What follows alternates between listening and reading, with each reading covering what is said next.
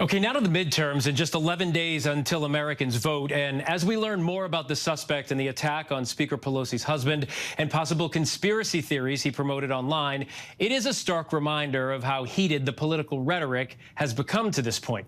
So I want to welcome now ABC News Political Director Rick Klein. Rick, it's good to see you to work through this. There are more than 100 candidates running across this country right now who openly question the legitimacy of the 2020 election. What are some of the races and states where this is playing a pretty significant role? Yeah, it is striking because you see this in statewide contests almost everywhere in the country. But looking particularly at some battleground states, Nevada, Arizona, Wisconsin, Michigan, Pennsylvania, all of them have people running for statewide office who deny the legitimacy of the last election. You'll notice some of those are now places that have Democratic governors.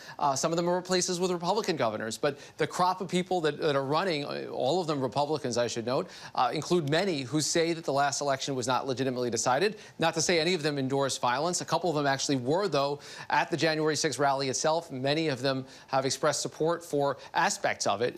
So it is a reminder of one of the aspects of the stakes this year.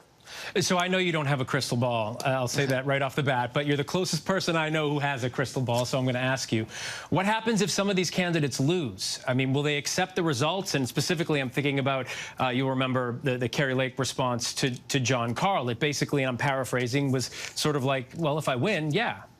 Yeah, I mean, this is interesting in the state of Arizona because you have a candidate for governor, secretary of state, attorney general, all people that would have some kind of oversight of the next election, questioning the legitimacy, the last one, and yes, hesitating on the question of whether they would accept results. Kari Lake's answer to our colleague John Karl was, I'll accept it if it's fair and legitimate, but there's a lot of questions out there, and she has specifically cited the fact that her opponent, Katie Hobbs, is the current Secretary of State. Her office would have oversight over certifying results. And so already you have people that are actively sowing doubt in the results of the next campaign.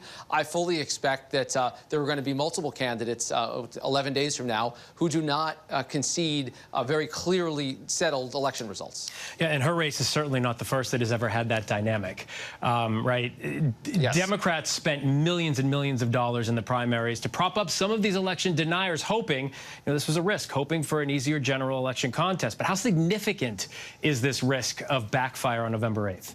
Yeah, look, right now you have people, Democrats in a number of cases, including in Nevada, in Illinois, in Michigan, in Pennsylvania. They spent money trying to paint the most extremist candidate as so Trump-friendly that, guess what? They helped them win the primary. They knew exactly what they were doing. They were trying to find general election candidates that would be easier to beat. Now, in the case of like in Illinois or Pennsylvania, for example, Governor J.B. Pritzker and the gubernatorial candidate Josh Shapiro are up in the polls. But if that falters at all, and if some of these candidates end up winning, there are going to be a lot of questions asked the day after. Did Democrats actually help get elected to office election deniers?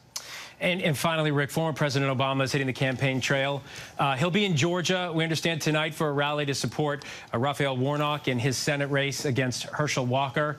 Much talked about Senate race, and also Governor candidate Stacey Abrams. With President Biden's approval rating, I'm curious where it is. Do you think there's something that former President Obama can do for Democrats that President Biden can't? Yeah, look, where his approval rating is not good in Georgia or almost anywhere that's a battleground. But take a look at the map that Raphael Warnock was able to ride to victory just 2 years ago, won by about 90,000 votes. And the way he did it was by racking up really big margins here in the Atlanta suburbs, including right there in Clayton County. That is where the former president is going to be appearing today. And look, that's a 90-10 Democratic county outside of Atlanta. Those are the places where both Raphael Warnock and Stacey Abrams know you've got to rack up big victories. You've got to motivate, particularly the African-American vote, if you've got a chance. There may be no one on the planet better situated to do that than former President Obama. A lot to think about, a lot to look at for this coming election. Rick Klein, we thank you for taking us through it. Nobody does it better. Appreciate it. Hey, thanks so much. Hi, everyone. George Stephanopoulos here. Thanks for checking out the ABC News YouTube channel. If you'd like to get more videos, show highlights, and watch live event coverage, click on the right over here to subscribe to our channel. And don't forget to download the ABC News app for breaking news alerts. Thanks for watching.